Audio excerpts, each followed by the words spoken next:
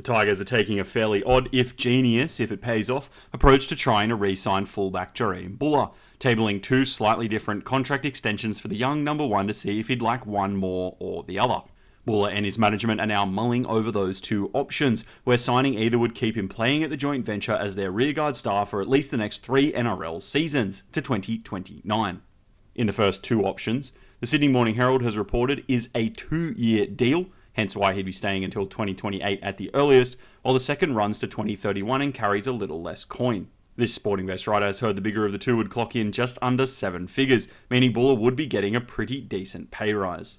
Right now, Bula also has a mutual option with the Tigers for 2027. Should Wests activate the clause, the youngster would earn $900,000 through 2027 season.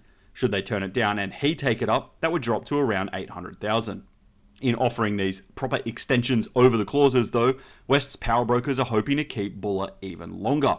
It would also go some way to keeping him away from their Sydney rivals. Canterbury's been very eager to sign the young gun to play fullback for the foreseeable future, as has Shane Flanagan and the St George Illawarra Dragons. The latter of those have already held informal conversations with Bula, taking their chance amid the recent Tigers civil war that saw the Holman Barnes Group clear out several directors and favoured CEO Shane Richardson quitting in response.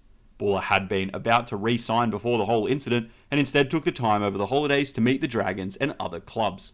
All this does come after Bula reportedly admitted to Zero Tackle he wants to stay at the Tigers.